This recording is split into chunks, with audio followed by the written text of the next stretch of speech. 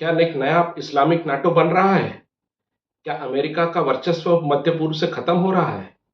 क्या तुर्की, पाकिस्तान और Saudi Arabia मिलके एक नया गठजोड़ जो बना रहे हैं, वो मध्य पूर्व की जियोपॉलिटिक्स को बदल के रख देगा?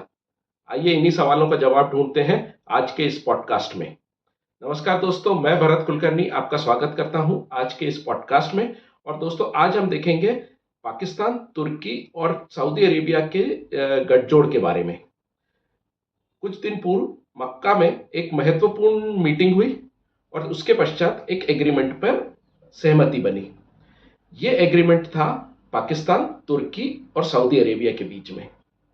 ये एग्रीमेंट नाटो के तर्ज पे बनाया गया है और इस एग्रीमेंट का कहना है कि अगर इन तीनों में से किसी एक देश के ऊपर हमला होता है तो वो तीनों देशों के ऊपर हमला माना जाएगा और तीनों देश मिलकर उसका प्रतिकार करेंगे।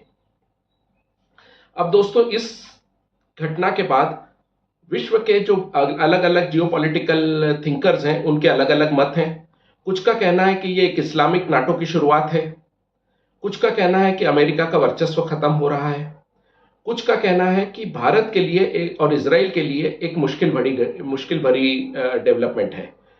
अब ये एग्जैक्टली इसका क्या है, इसको हम आज समझते हैं।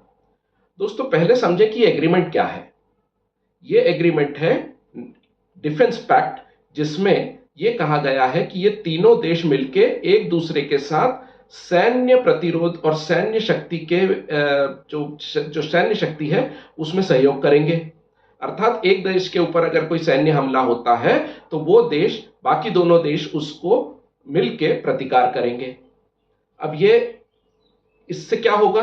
इससे यह होगा कि पाकिस्तान की सैन्य शक्ति, पाकिस्तान का इंटेलिजेंस नेटवर्क, सऊदी अरेबिया की अकूत धन संपत्ति और उसके एनर्जी रिसोर्सेस और टर्की के डिफेंस कैपेबिलिटीज और डिफेंस मैन्युफैक्चरिंग में जो तुर्की ने एक महारत हासिल करी है, उन तीनों का एक ये गठजोड़ है।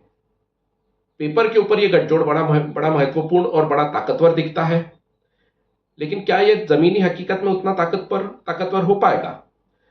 दोस्तों, याद करिए, पिछले साल ऐसा ही एक गठजोड़ पाकिस्तान और सऊदी अरेबिया के बीच में हुआ था। सेम कंडीशन, सेम उसमें सभी चीजें समान थी। तब भी मैंने अपनी किताब में लिखा था, मेरी किताब जियोपॉलिटिकल एसेज ऑफ 2025, उसमें एक लेख में मैंने लिखा था कि ये गठजोड़ केवल मजबूरी का गठजोड़ है और केवल दिखावे का गठजोड़ है। जमीनी हकीकत पे इस गठजोड़ का कोई अस्तित्व नहीं रहेगा। और हुआ भी वही। जब ईरान ने सऊदी अरेबिया पे हमला किया, तब पाकिस्तान ने तटस्थ भूमिका निभाई, सऊदी अरेबिया की मदद के लिए नहीं गया। और इसी कारण पाकिस्तान की जो गठजोड़ था, या ये जो एक पैक्ट था, उस पैक्ट में पाकिस्तान की क्रेडिबिलिटी हो गई जीरो। अब पाकिस्तान को सऊदी अरेबिया से फंडिंग चाहिए अपनी विशाल सैन्य क्षमता को बनाए रखने के लिए। तो पाकिस्तान ने किसी तरह मना बहला फुसला के मना के तुर्की को भी इस गठजोड़ में जोड़ लिया। अब ये तीनों का गठजोड़ जो है, ये एक तरह से पाकिस्तान सऊदी अरेबिया के गठजोड़ का एक्सटेंशन है। लेकिन क्या ये जमीनी तौर पे क्या होगा? इस गठजोड़ का क्या कार्य? पहली बात कि सैन्य प्रतिरोध में ये तीनों मिलकर काम करेंगे। जो सैन्य टेक्नोलॉजीज हैं, डिफेंस टेक्नोलॉजीज जो सऊदी अरेबिया को चाहिए तुर्की से, वो तुर्की सऊदी अरेबिया को दे सकता है। एक इंटेलिजेंस नेटवर्क जो पाकिस्तान का, जिसमें एक पावरफुल हैंड है, उस इंटेलिजेंस नेटवर्क को ये शेयर करेंगे। काफी बातें हैं इसमें, लेकिन इसका असर क्या होगा और जमीनी तौर पे ये कितना असरदार दिखेगा, ये इस वक्त ही बताएगा। लेकिन अगर ये गठजोड़ वाकई में जमीनी तौर पे कुछ उतरता है, तो किन देशों को क्या असर पड़ेगा, ये भी हमें समझना जरूरी है। पहले समझते हैं कि हम इजराइल के ऊपर इसका क्या असर होगा। इजराइल पूरे अरब देशों में एक अकेला राष्ट्र है, जो पूरे अरब देशों के साथ कहीं ना कहीं किसी न किसी तौर पे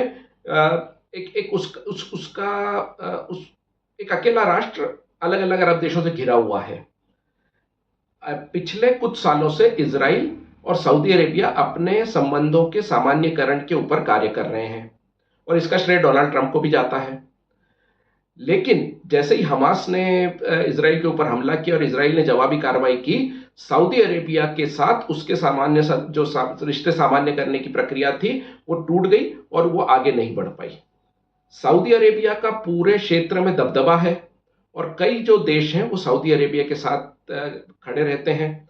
इस कारण इजराइल के लिए मुसीबत ये हो गई है कि सऊदी अरेबिया और उसके जो विश्वस्त देश हैं मध्य पूर्व में, वो देश अब इजराइल के साथ खड़े नहीं होंगे। सऊदी अरेबिया ने इजराइल के एक दुश्मन देश पाकिस्तान को चुन लिया है। अब मैं पाकिस्तान को इजराइल का दुश्मन क्यों कह रहा हूं, क्योंकि मैंने पिछले पॉडकास्ट में भी ये कहा था कि पाकिस्तान और इजराइल के रिलेशंस एक तरह से ऑल टाइम लो पे हैं। इसका जो एविडेंस है वो हमें दिखता है कि जब पाकिस्तान के जो आर्मी चीफ हैं, जो फील्ड मार्शल हैं, so called field marshal Asim Munir, उनकी हत्या की साजिश मोसाद ने करी थी जो स्विट्जरलैंड में पीस टॉक्स हो रहे थे। उसके पहले जब पाकिस्तान में जो पीस टॉक्स हो रहे थे उस समय ईरानियन डेलीगेशन की हत्या की कोशिश की गई थी। तो कहीं ना कहीं पाकिस्तान को विश्व के मंच पे इजराइल बेनकाब करना चाहता है और वो उसका शत्रु नंबर 1 है। तुर्की का इस गठजोड़ में जुड़ने से इजराइल के लिए मुसीबतें बढ़ गई हैं। क्यों? क्योंकि तुर्की के पास पाकिस्तान और सऊदी अरेबिया के मुकाबले उन्नत डिफेंस टेक्नोलॉजीज हैं और अभी तक जो एयर डोमिनेंस सऊदी अरेबिया की एक हॉलमार्क था, सऊदी अरेबिया की ताकत था, वो एयर डोमिनेंस को तुर्की के आने से चैलेंज मिलेगा। अभी तक किसी भी अरब देश के ऊपर अगर इजराइल को हमला करना है तो अपनी एयरफोर्स को वो इस्तेमाल करता था और किसी भी देश के पास वो शक्ति नहीं थी कि इजरायली एयरफोर्स का जवाब दे सके। लेकिन अब ये स्थिति बदलेगी क्योंकि तुर्की आ गया है और तुर्की के पास इस तरह के हवाई हमलों को रोकने की टेक्नोलॉजीज है।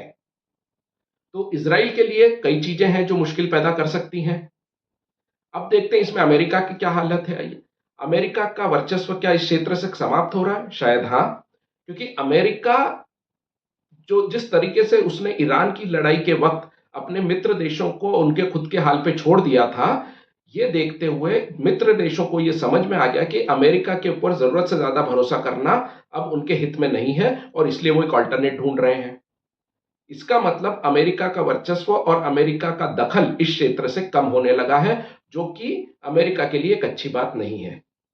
लेकिन इसका फायदा किसको होगा? इसका सीधा फायदा होगा चीन को, क्योंकि चीन का बहुत बड़ा इन्वेस्टमेंट बीआरआई के माध्यम से आपके मिडिल ईस्ट, सेंट्रल एशिया और पाकिस्तान खासकर सीपेक में है।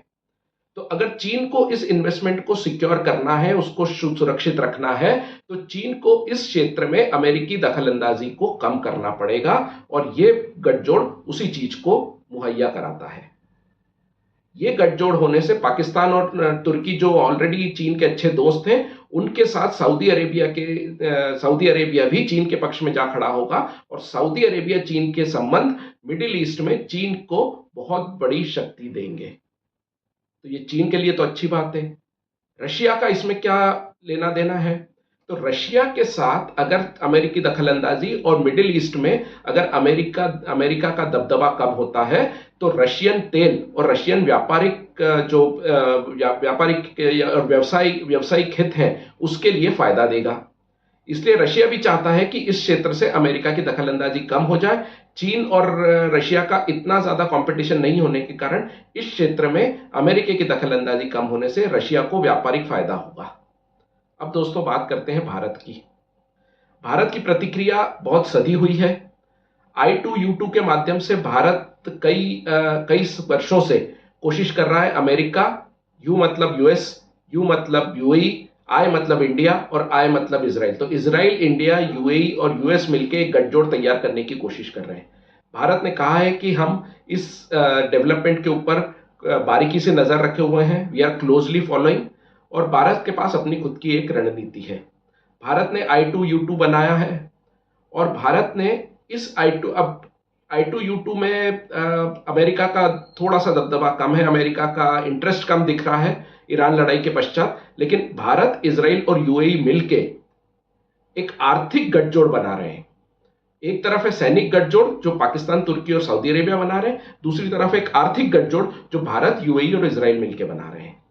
किस गठजोड़ का फायदा या किस गठजोड़ का एक वर्चस्व ज्यादा रहेगा, यह समय हमें बताएगा। भारत इस आर्थिक गठजोड़ के माध्यम से IMEC IMEC India middle east Europe economic corridor जैसे प्रोजेक्ट को वापस रिवाइव करना चाहता है, उसको वापस जीवन देना चाहता है, जो कि ईरान की लड़ाई के कारण पूरी तरह से रुक गया था।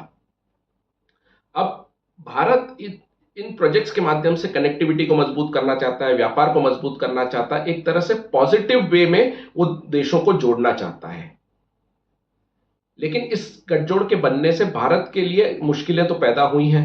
पिछले 10 वर्षों से भारत ने बहुत मेहनत करी है अपने संबंध सऊदी अरेबिया और यूएई के साथ मजबूत करने के लिए, और उनके माध्यम से जो ओआईसी कंट्रीज हैं उनके जो जो भारत विरोधी रुख था उसको ठीक करने में, भारत के पक्ष में उनको मोड़ने में। लेकिन ये गठजोड़ पाकिस्तान का दबदबे का होने के कारण इस गठजोड़ से सऊदी अरेबिया भी पाकिस्तान और तुर्की के सुर में सुर मिला के भारत विरोधी बयान दे सकता है, जो भारत के 10 वर्ष की मेहनत को पानी में डाल सकती है। तो भारत के लिए भी स्थिति थोड़ी सी मुश्किल है। भारत को अपना जो एक अपना खेल है उसको और सुधारना होगा। India has to step up its game, और कोशिश ज्यादा कोशिशें करनी होंगी कि हम किसी जो मध्य पूर्व एशिया है उसमें कहीं अकेले ना पड़ जाए। तो स्थिति दोस्तों ये अलग अलग सिनेरियोज हैं, लेकिन ये तब के सिनेरियोज हैं जब ये गठजोड़ जमीन पर उतरेगा, जमीनी हकीकत में बदलेगा, जिसकी उम्मीद मुझे बहुत कम है। ये एक कागजी कार्रवाई हो सकती है, लेकिन जमीनी हकीकत कितना बनेगा ये समय बताएगा। इस और भी हम बात करते रहेंगे। तब तक के लिए बहुत बहुत धन्यवाद। वंदे मातरम।